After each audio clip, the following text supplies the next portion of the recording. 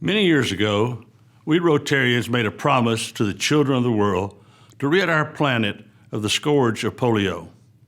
We keep our promises, and the eradication of polio remains Rotary's highest priority. In order to cross the finish line, we need to remain vigilant. As Rotarians, we need to continue to educate ourselves, our fellow members, and the public on the devastating effects of this virus on children and their families. It's my pleasure to share a special preview of Rotary's documentary, Drop to Zero. It's an in-depth look at the historic effort to eradicate polio. I know you'll find this film as meaningful as I do. Let's take a look.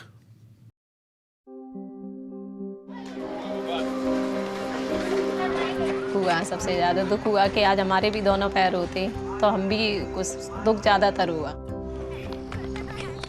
I had a sore throat and a high fever. My dad took me to the doctor and they called my name and I got up and collapsed. And the doctor said she has polio. Từ đó cô chạy bươi nhưng mà từ từ nó cứ chạy đến cô chỉ đi mó cái nửa lúa đũa nó nè. Polio has preyed on humanity for thousands of years, moving around the world from person to person in an unbroken chain of infection. In the early 1950s, there was a particularly intense outbreak in the United States that crippled nearly 60,000 people. It was really frightening because there was no vaccine and you never knew who was going to get polio. Everybody knew somebody who had the disease.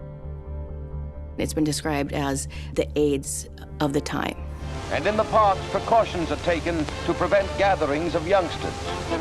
Parents wouldn't let their children go swimming. Movie theaters were closed. People were kept inside. Nobody knew what was happening. What we know today is that polio is spread by contact with contaminated food, water, or human waste. When the virus multiplies in the intestines, many children will only suffer from mild flu-like symptoms. But in 1 in 200 cases, it travels to the spine, attacking nerve cells that control the muscles in the arms and legs, leaving the victim paralyzed. In the worst cases, the victim dies, unable to breathe or swallow.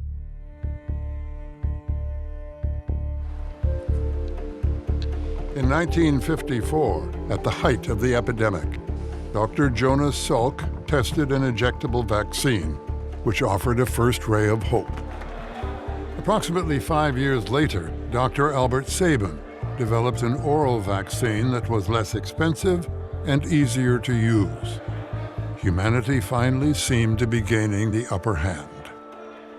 Dr. Salk, you have said that eliminating polio is no longer a scientific problem. I take it you are correctly quoted.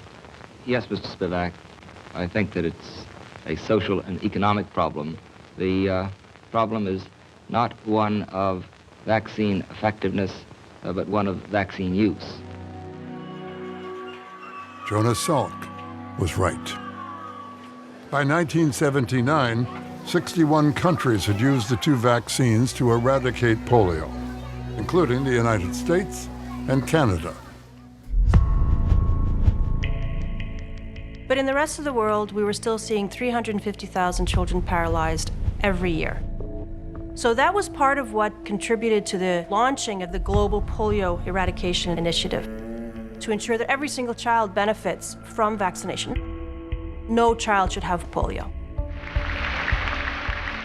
We come to this hour grateful for the achievements of the past. The drive for global eradication came from a most unlikely source. Rotary International, a group of business and professional leaders dedicated to public service, was looking for a global project to celebrate its 75th anniversary. Smallpox had been eradicated just 1 year before, so we decided to take on polio. It seemed like an impossible dream.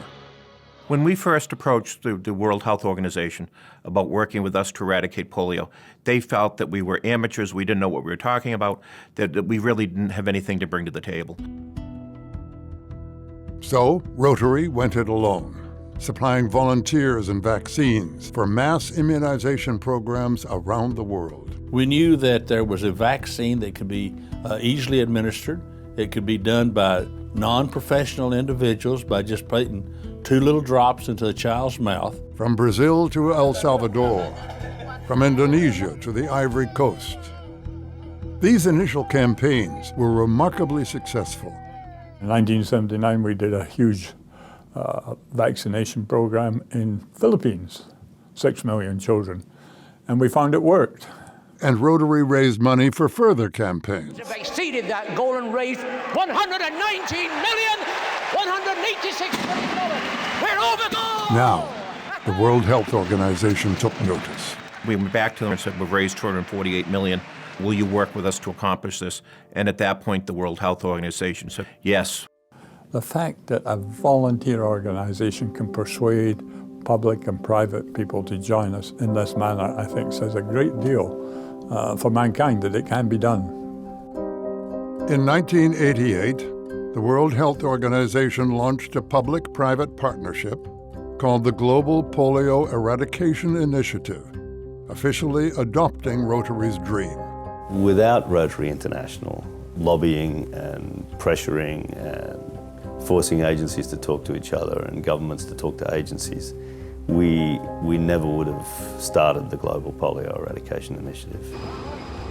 The United Nations Children's Fund agreed to purchase and distribute vaccines. The U.S. Centers for Disease Control would serve as the program's global virus hunters. You know, if you look at what's made a difference in terms of the progress, often political commitment has been a factor. And Rotary has been key in terms of motivating community leadership, political leadership, to get this job done. The World Health Organization would direct the program's strategy, and Rotary would continue to supply volunteers, raise funds, and act as the program's global advocate. There were many skeptics. The sheer magnitude of vaccinating between 250 million and 400 million children every year, it's mind-boggling.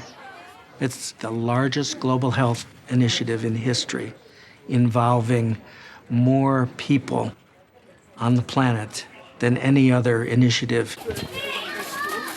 When the program started in 1988, the goal was to eradicate polio by the year 2000. Although the program missed its original deadline, the number of infected countries dropped from 125 to 9.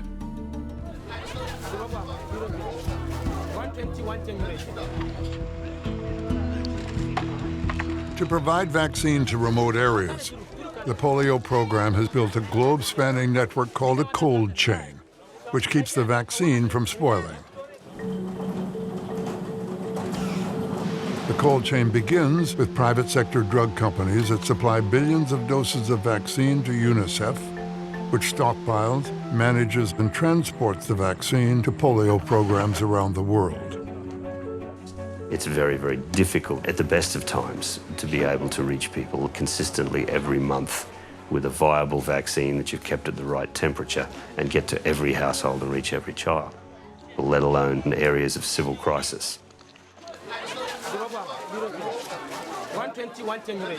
This has brought to the fore our need to ensure that we do not become complacent, because this is what the virus does. It surprises you.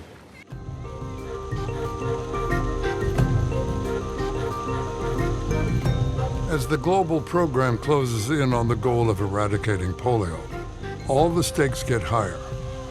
They'll say, we made a promise to the children of the world, and we haven't delivered yet, and we won't stop until we do.